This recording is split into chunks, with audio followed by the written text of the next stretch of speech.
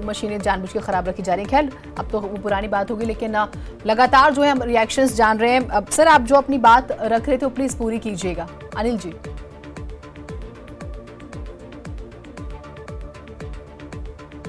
तो अभी जो जिस तरीके से बात हुई ईवीएम खराब होने की, आप देखिए कि तो ये जो शिकायतें हैं कुछ न कुछ बड़े अंदरूनी, अगर देखा जाए खबर के पीछे की जो खबर है उसकी चुगली कर रहा है। ये ईवीएम के खराब होना उसकी शिकायत। अभी देखिए संजीव बालियान जो पहले चरण के चुनाव में जिस तरीके से उन्होंने शिकायत की थी कि वहाँ बुर्का पहन के और मतलब पुरुष जा रहे हैं जी। तो कहीं ना कहीं कुछ ये इशारा कर रहा है कि मामला और माहौल किस तरफ जा रहा है।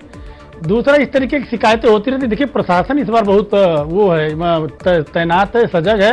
वो तुरंत कर रहा है कि मशीनें अगर जरा सी भी गड़बड़ी हो रही है वो बदल रहा है।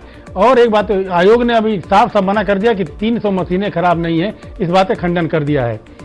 रही बात चुनाव की, तो जिस तरीके से मतदान प्रतिशत है वो अगर अभी मेरे लिहाज से थोड़ा कम लग रहा है, और कहीं ऐसा ना हो कि प्रथम श्रेणी पास होने की संभावना कम हो जाए।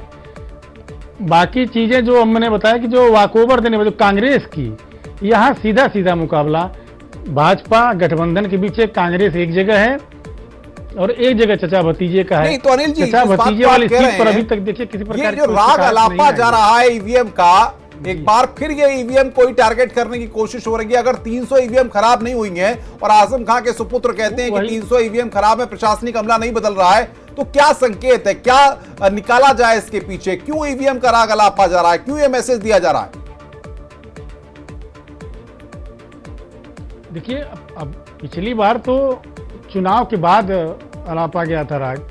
फुट जो भी होता है ईवीएम हर चुनाव में खराब होती है। जब से हमने देखा, बहुत दिनों से हम देख रहे हैं कि जब से चुनाव होते हैं, गर्मी का मौसम होता है, खराब कहीं ना कहीं हो जाती है, बदल दिया जाता है। लेकिन आज जिस तरह के रामपुर में कहा 300 खराब है, तो मुझे लगता है कि ये कुछ ज़्यादा ही है। 300 एक साथ मशीनें नहीं खराब हो सकती, और वो भी खास तौर पर किसी एक विधानसभा क्षेत्र में। तो ये कहीं ना कहीं संकेत दे रहा है कि मुकाबला बहुत जोरदार चल रहा है। जो उनकी संभावना थी वो है नहीं। जो संभावना गठबंधन को थी उस संभावना में सेध लग रही है।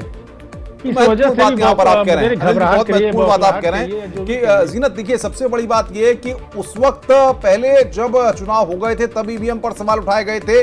अब यहाँ चुनाव के वक्त में ही चरण का मतदान चल रहा है और इसी में ईवीएम की बात को लेकर के माहौल बनाया जा रहा है, उसी को लेकर के बातें कही जा रही हैं। बिल्कुल। चलिए, यूपी में तीसरे चरण में 11 बजे तक 22.64% वोटिंग हुई है। एटा में सुबह 11 बजे तक 23.06% वोटिंग हुई है। संभल में सुबह 11 बजे तक 21% वोटिंग हुई है।